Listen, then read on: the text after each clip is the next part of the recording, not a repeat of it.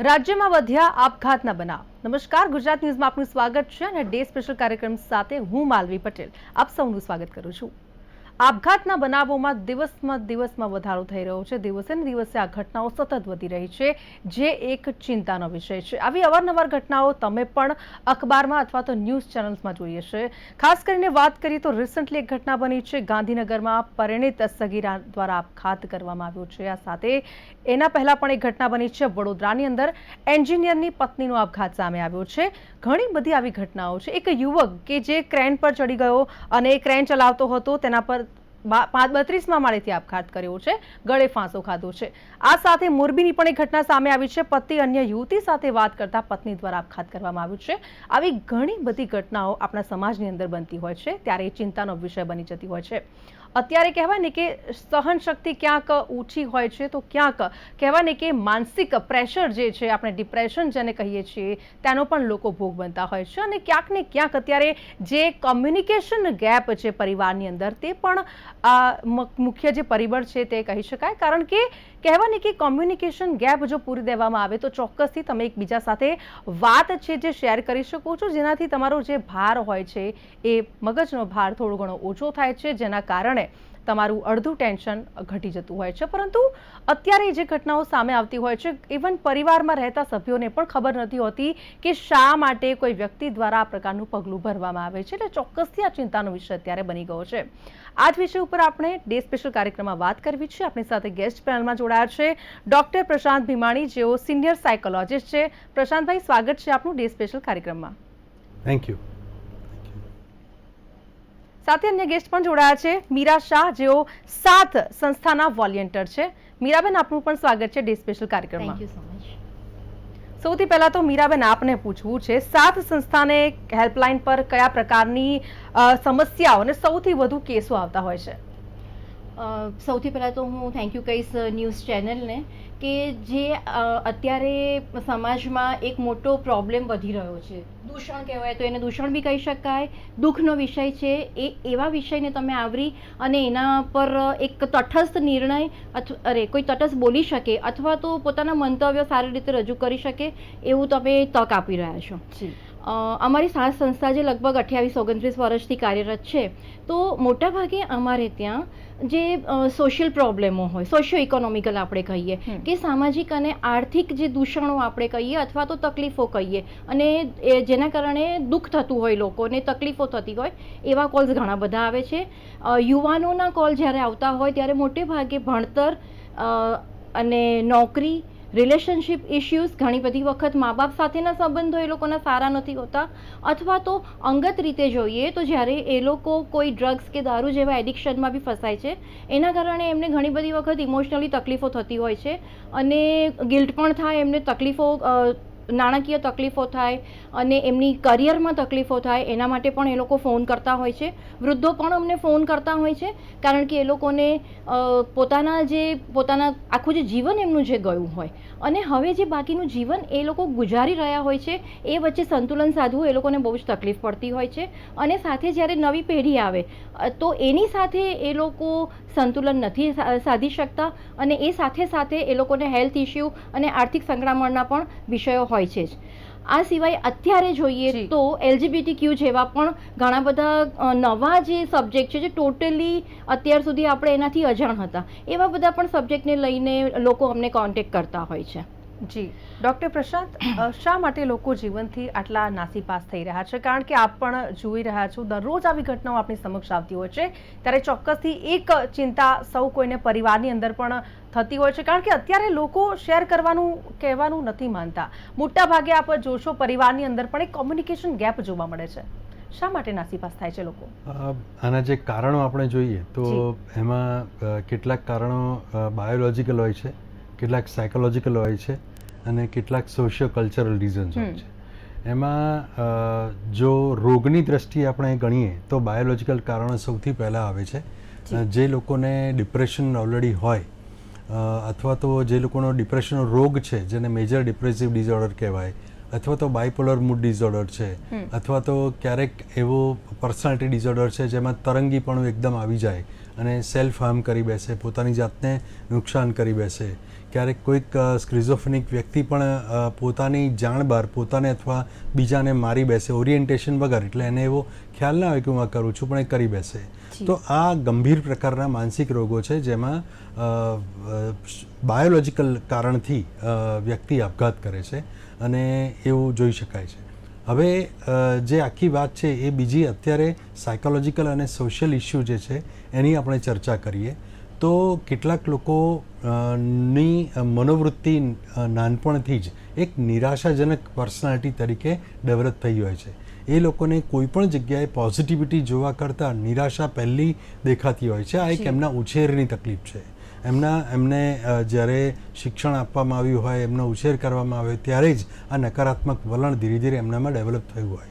અને ઘણીવાર આપણે જોઈએ છે કે ઉછેરની પ્રક્રિયાનો સૌથી મોટી એક ગંભીર તકલીફ એ છે કે આપણે બધાને બહુ જ પહેલા નંબરે આવવું છે, કોઈને બીજા નંબરે નથી આવવું. એટલે એ જે નિરાશા છે બીજા ત્રીજા નંબરની કે નપાસ થવાની, એ નિરાશા વ્યક્તિને એવું સાબિત કરાવે છે, એવું ફીલ કરાવે છે કે મારું તો કોઈ અસ્તિત્વ જ નથી આ જગતમાં. હું જો બહુ જ સારું નહીં કરું તો લોકો મને સ્વીકારશે નહીં અને એટલે જીવવાનો કોઈ અર્થ નથી. આ પ્રકારની એક યંગસ્ટર્સની ખાસ કરીને વાત કરું તો એ લોકોમાં આવું થઈ જાય છે. આર્થિક કારણો બહુ મોટા છે અત્યારે, જેમ કે ગજા બહારનું દેવું કરી નાખવાનું, દેખાદેખીમાં પોતાની પાસે જે વસ્તુ ના હોય એ લાવવી અને એના માટે આખા EMIના ચક્કરમાં પોતે જતા રહેવું અને પછી એટલું બધું દેવું કરી બેસવું કે જે ક્યારેય ભરપાઈ જ ના કરી શકે એવી સ્થિતિમાં પહોંચી જવું. પછી એની સાથે સૌથી મોટી સમસ્યા અત્યારે જો કોઈ હોય તો એ છે રિલેશનશિપની સમસ્યાઓ, એ છે સંબંધોની, કૌટુંબિક સમસ્યાઓને છોકરા છોકરીની અથવા પાર્ટનર્સની રિલેશનશિપની સમસ્યાઓ. કારણ કે અત્યારે બહુ જ ઝડપથી રિલેશન બંધાય છે અને તૂટે છે. કારણ કે nobody wants to tolerate anything. એને કશું કોઈ સંબંધમાં સહન કરવું જ નથી. દરેક સંબંધ એ અત્યારે ઇન્સ્ટાગ્રામ રીલ જેવો છે, ફટ દઈને પૂરો થઈ જાય છે. જેવું રીલનો સમય પતે એવું પોતાના સંબંધનો સમય પણ ઝડપથી પતી જાય છે. અને એટેન્શન સ્પાન પણ ઘટી ગયો છે, એટલે સહનશક્તિ પણ ઘટી ગઈ છે. અને જે કંઈ પણ છે બસ માત્ર બહાર સ્ક્રીનના દેખાડા પર જ જીવન ચાલે છે. રિયાલિટીનું વાસ્તવિક જીવન જે છે એનાથી લોકો દૂર થતા જાય છે. આ પણ બહુ મોટું કારણ છે. તમને જાણીને નવાઈ લાગશે કે અત્યારે સરેરાશ ભારતીયનો સ્ક્રીન ટાઈમ 5 થી 7 કલાક જેટલો યંગસ્ટર્સનો છે, વિચ ઇઝ વેરી ડેન્જરસ. કે જેની અંદર એ લોકો કોઈ પ્રોડક્ટિવ કામ કરતા જ નથી. ખરેખર પ્રોડક્ટિવ કામ કરવા માટે મેક્સિમમ દિવસમાં અડધો કલાક જોઈએ કે 1 કલાક જોઈએ, એનાથી વધારે ના જોઈએ. પણ જે બાકીનો સ્ક્રીન પર જે ટાઈમ ગાળે છે એમાંથી જે વસ્તુ એ લોકો જુએ છે ને એના મન પર જે અસર થાય છે એ નકારાત્મક હોય છે. અને એના લીધે પણ આ ઘણા બધા સુસાઇડ્સ થવાની શક્યતા રહે છે. એ સાથે કેટલાકને વ્યસનની ટેવ પડી ગઈ હોય છે અને એના માટે એ લોકો કંઈ પણ કરી બેસે છે. પછી ચોરી કરી બેસે, બીજું ખરાબ કંઈક કરી બેસે અને એના લીધે પણ એને વ્યસનથી રહેવાય નહીં ત્યારે પણ પોતે આપઘાત કરી બેસે છે. બહુ વર્ષો પહેલાં જ્યારે અમે ભણતા હતા ત્યારે એવું કહેવાતું હતું કે સુસાઇડનું સૌથી મોટું કારણ દુનિયામાં જો કોઈ હોય તો એવું હતું કે લોકો ટર્મિનલ ઇલનેસને કારણે મરી જાય છે. મીન્સ કે એને ખબર હોય કે હવે કેન્સર છે કે બીજો કોઈ એવો રોગ છે કે જેમાં જીવવાની શક્યતા જ નથી, તો એ પોતે કુટુંબ પર ભારરૂપ નહીં થવાના કારણે પોતાનું જીવન ટૂંકાવી દે છે. આવું પણ પહેલાં હતું, પણ હવે એ કારણ બહુ પાછળ જતું રહ્યું છે. હવેના કારણોમાં સંબંધોની સમસ્યાઓ, આર્થિક સમસ્યાઓ અને આ બધા રોગોની વાત છે, આ બધી પહેલાં આવે છે. એટલે આ બધા કારણો મેં એક બ્રીફલી કહ્યા છે, બીજા ઘણા બધા કારણો હોય છે. ડૉક્ટર પ્રશાંત, આપે એક વાત ખૂબ જ સરસ કરી છે કે સોશિયલ મીડિયાની આ દુનિયા અને જે રિપોર્ટ્સ આપણી સામે આવતા હોય છે, વારંવાર આંકડા સામે આવતા હોય છે, એમાં મોટા ભાગે યુવાનો અને વિદ્યાર્થીઓ. કારણ તો કે ફેમિલીનું પ્રેશર હોય છે કે ભાઈ આટલા માર્ક્સ લાવવા જ પડશે. આ સાથે સોસાયટી અને સમાજનું પણ પ્રેશર હોય છે. તો ખાસ કરીને આ પ્રકારની જ્યારે ઘટનાઓ સામે આવતી હોય છે તેને હેન્ડલ કરવા માટે શું બાળકોને સ્કૂલ કે કોલેજની કક્ષાએથી જ ટ્રેન કરી શકાય? એબ્સોલ્યુટલી કરી શકાય અને કરવા જ જોઈએ. અને હું તો કાયમ કહેતો હોઉં છું કે બાળકોને સ્કૂલની અંદરથી જ આ પ્રકારનું એક શિક્ષણ આપો કે જેમાં મનોવૈજ્ઞાનિક એમનામાં મજબૂતાઈ વધતી જાય. કારણ એ છે કે આપણી સ્કૂલોની અંદર માત્ર ને માત્ર અત્યારે તમે જુઓ તો કાં તો દેખાડો હોય છે, કાં તો માત્ર ટકાની જ વાતો હોય છે, કાં તો કયું બોર્ડ લીધું ને પેલું બોર્ડ લીધું ને એની જ વાત હોય છે. એકબીજાને દેખાદેખીમાં આખી સ્કૂલની સિસ્ટમ એમાં પડી ગઈ છે. પ્રાઇવેટ સ્કૂલોની ખાસ વાત કરું છું. એનાથી પણ વધારે તમે જુઓ તો એ 10મા 12મા પછી તો મોટાભાગે ડમી સ્કૂલોમાં છોકરા જતા રહે છે. હવે તકલીફ એ થાય છે કે એની અંદર ડમી સ્કૂલમાં જાય એટલે એને જવું પડે છે કોઈ ક્લાસીસ ભરવા અને કોઈ પ્રાઇવેટ ક્લાસમાં જવું પડે છે. જ્યારે પ્રાઇવેટ ક્લાસમાં જાય છે ત્યારે એમાં પાછો એને સ્ટાર બેચમાં રહેવાનું દબાણ આવે છે કે હું 1 થી 30 નંબરમાં મારો નહીં આવે તો મારું પતી ગયું, પછી હું કોઈ પણ નીટ કે IIT કે IIM જેવી એક્ઝામમાં હું ક્લિયર નહીં કરી શકું. એ પ્રકારનું એક દબાણ એ સંચાલકો દ્વારા કે બીજા શિક્ષકો દ્વારા કે માતા પિતા દ્વારા કે સમાજ દ્વારા જાણે અજાણે ઊભું કરવામાં આવે છે. બાળકને આપણે શિક્ષણ શેના માટે આપીએ છીએ? વિકાસ માટે આપીએ છીએ, એના ગ્રોથ માટે, શાંતિ માટે, એના વ્યવસાય માટે, કંઈક એને જીવનમાં પ્રગતિ થાય એના માટે. પણ આ તો એનું જીવન જ લઈ લે છે એવી સિસ્ટમ આખી ઊભી થઈ ગઈ છે, which is very very dangerous. અને હું એવું માનું છું કે અત્યારની શિક્ષણ પ્રથા એમાં જો ખાસ કરીને જો આઈ વિશ કે નવી એજ્યુકેશનલ પોલિસી જે આવે એમાં આ બધા દૂષણો દૂર થઈ જાય. કારણ કે તમે વિચાર કરો કે ભારતની અંદર યુવાનોના સુસાઇડનો રેટ સૌથી વધારે છે, 15 થી 29 વર્ષની વય જૂથ વચ્ચેના. તો કેમ છે? એમાં સૌથી મોટું કારણ કે બહુ જ હોશિયાર છોકરા એ માત્ર પહેલો નંબર નહીં આવવાના કારણે સુસાઇડ કરતા હોય છે, અને ક્યારેક તો સુસાઇડ કર્યા પછી ખબર પડે કે એનું રિઝલ્ટ બહુ જ સારું આવ્યું હતું. આવું પણ આપણને જાણવા મળે છે. તો મારે ખાસ બધાને કહેવું છે, માતા પિતાને, શિક્ષકોને, સંચાલકોને, તમે આ રેટ રેસમાંથી છોકરાઓને બક્ષી દો, બહાર મૂકી દો બિચારાને. એ લોકોને એમની રીતે ભણવા દો. અને બહુ જ બધા ઓપ્શન છે. આપણી સરકાર એટલા બધા ઓપ્શન લઈને અત્યારે આવી છે કે તમને કલ્પના નહીં થાય એટલું સરસ ઓપન અત્યારે ભણવાનું છે. પ્લીઝ એના પર ધ્યાન આપો, સ્કિલ ઉપર વધારે ધ્યાન આપો. એની સાથે ભણવું જરૂરી જ છે, બરાબર ભણવું જોઈએ, પણ માત્ર ભણવાનું માત્ર ટકા એ તમે બાળકને ગુંગળાવી નાખો છો, એનો જીવ લેવા માટે મજબૂર થઈ જાય છે. તો પ્લીઝ આ સમજો. જી મીરાબેન, પ્રશાંતભાઈ એક વાત ખૂબ સરસ કરી છે કે વિદ્યાર્થીઓ રેન્કિંગના ચક્કરમાં અને પછી પાછળથી ખબર પડે છે કે આનું રિઝલ્ટ તો બહુ સરસ આવ્યું હતું ને ત્યારે પરિવારને પણ અફસોસ થાય છે કે મેં કાશ એની સાથે બેસી અને શાંતિથી વાતચીત કરી હોત ને તો કદાચ એમનું બાળક આ પરિસ્થિતિમાં મૃત્યુ ન પામ્યો હોત. ખાસ કરીને મીરાબેન, જીવન ખૂબ જ અનમોલ છે ને આ વસ્તુ જો લોકો સમજી જાય ને, અને વિદ્યાર્થી ખાસ કરીને જ્યારે આવું કરે છે ત્યારે ચોક્કસથી આપણને પણ ચિંતાનો વિષય બને છે. કારણ કે હજી તો જીવનનું પહેલું સ્ટેપ કહેવાય ને, આગળ જીવનની હજી ઘણી બધી પરીક્ષાઓ બાકી હોય છે, અને પહેલા સ્ટેજની જ અંદર જો આ પ્રકારની પરિસ્થિતિ ઉદ્ભવે અને માતા પિતા પોતાનો એક વહાલસોયો બાળક ગુમાવી દે, ખૂબ જ ચિંતાજનક વિષય. ખાસ કરીને મદદ માંગવીને એ નબળાઈ છે, લોકો એવું પણ માનતા હોય છે. એવી માનસિકતા કેટલા જીવ લઈ રહી છે? સૌથી પહેલાં તો જે મા બાપની આપણે વાત કરીએ કે બાળક ગુમાવ્યા પછી જે આખી જિંદગીનો એમને દુઃખ, અફસોસ કે ગુનાહિત લાગણી, પોતાની જાત માટે સેલ્ફ ગિલ્ટમાં એ લોકો ઉતરી જતા હોય છે કે કાશ મેં આવું ના કર્યું હોત અથવા તો મેં આવું કર્યું હોત. તો એ લોકો માટે એક ખાસ સંદેશો છે. પ્રશાંતભાઈએ ઘણી બધી વાત કરી છે એટલે એમાં નવું તો કંઈ ના ઉમેરી શકું. મારે પણ એક વસ્તુ ચોક્કસ કહીશ કે પેરેન્ટ્સ અને જે બી એજ્યુકેશન સંસ્થાઓ સાથે સંકળાયેલા લોકો છે, EQ ઉપર પણ હવે ધ્યાન આપો. ખાલી IQ નહીં, બુદ્ધિઆંક નહીં, પણ ઇમોશન્સ, બાળકની લાગણી, એની ફિલિંગ્સને સમજો, સ્વીકારો, એને સમજાવો, એને એટલી ઓપનનેસ આપો. કદાચ બાળક વર્ષનું થાય ને ત્યારથી જ તમે આ વસ્તુ એનામાં ડેવલપ કરી શકો કે વર્ષના બાળકને આપણે, અને સ્પેશિયલી એક ઉદાહરણ આપું કે જ્યારે મેલ ચાઇલ્ડ હોય ત્યારે એ જો રડે ને, આમ શું બાયલાની જેમ રડે છે, છોકરો થઈને રડે છે, મર્દ તો દર્દ નહીં હોતા. આ બધા ડાયલોગ પિક્ચર માટે સારા છે, કોઈ મૂવી માટે સારા છે. કોઈ પણ પુરુષને, કોઈ પણ જે ફિમેલને જેટલું દર્દ થાય કે દુઃખ થાય એટલી જ લાગણીઓ, એવા પ્રકારની જ લાગણીઓ અથવા તો એનાથી એવા અલગ પ્રકારની લાગણીઓ જે હજી સમાજ સમજી નથી શકતું, એ કોઈ છોકરો કે પુરુષ પણ અનુભવતો જ હોય. એટલે નાનપણથી એને ડરવાનું નહીં, હારવાનું નહીં અથવા કોઈને કહેવાનું નહીં. જી. અને એક ચોક્કસ ફ્રેમમાં જ તમારે રહેવાનું છે. એમાં એટલા બધા ફ્રેમમાં એ માણસ ગુંગળાઈ જાય કે એને એવું લાગે કે જીત તો જીવ, તું જીતે તો તું જીવી શકે.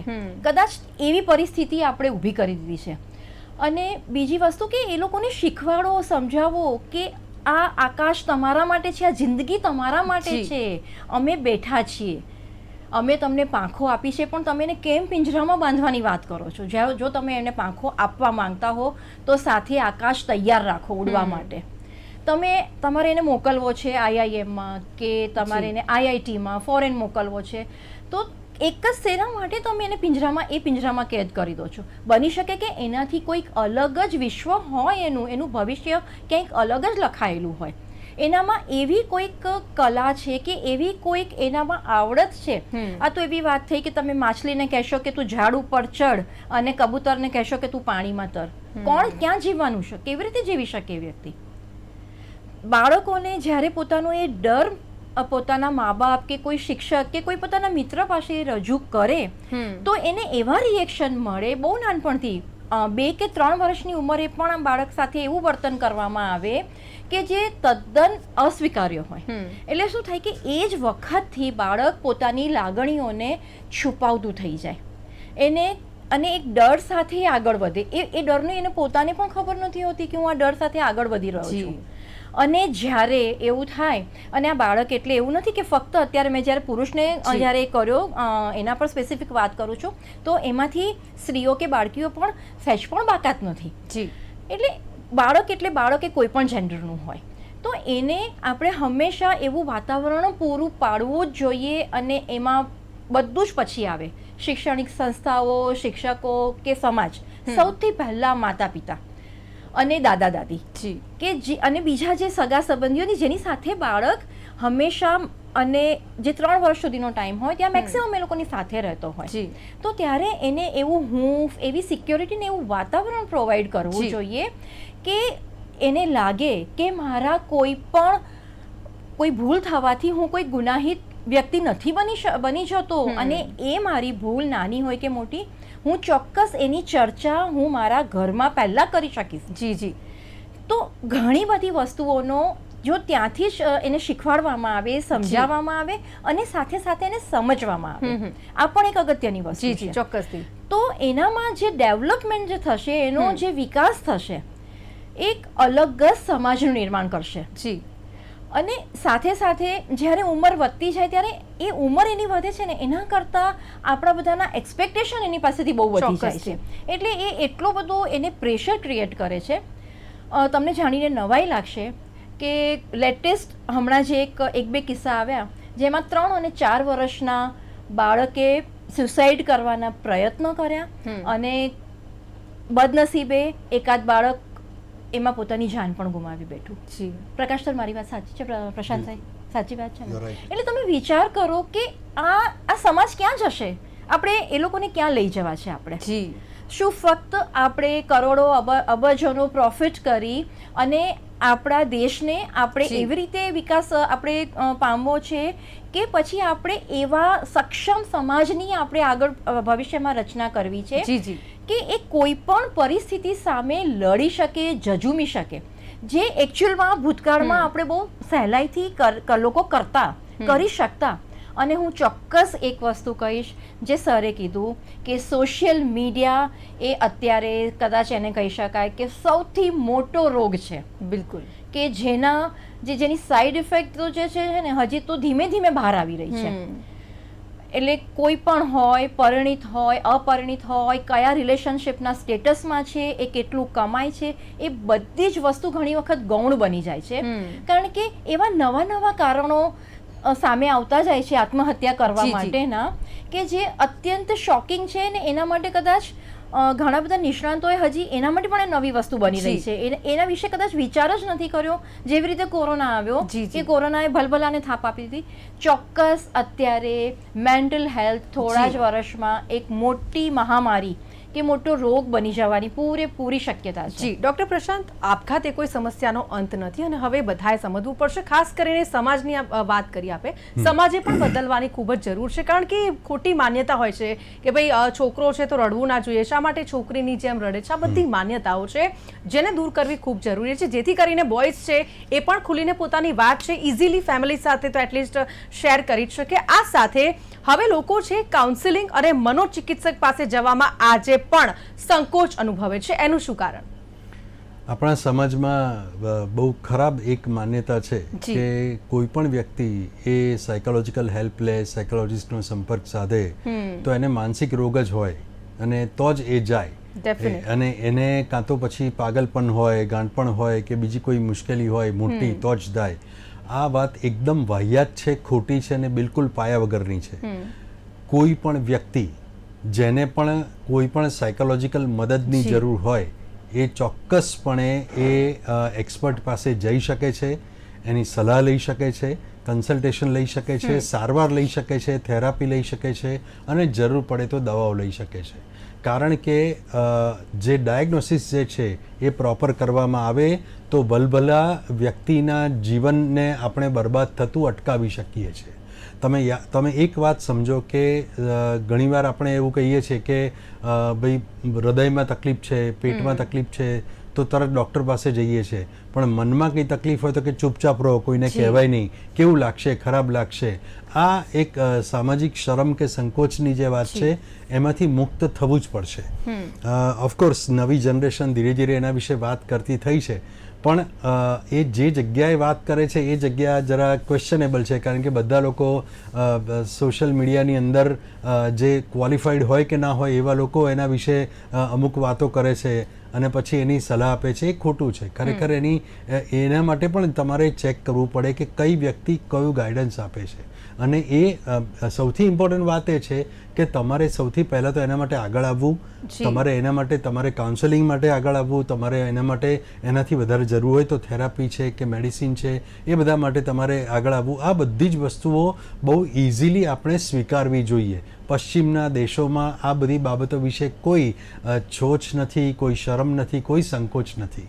એટલે કારણ કે એ લોકો એવું સમજે છે કે બીજા બધા જેમ બીજી સમસ્યાઓ, બીજા રોગો છે એમ જ માનસિક તકલીફો છે અને એટલા માટે આપણે આના માટે આગળ આવવું જોઈએ અને હેલ્પ લેવી જોઈએ. અને કોઈ હેલ્પ લેતું હોય તો એના માટે એવું ના કહેવાય કે અરે રે આને તો જો અહીંયા જવું પડે છે આ ડૉક્ટર, એવું કહેવાની જરાય જરૂર નથી. ઉલટાનું એને સપોર્ટ કરવું જોઈએ.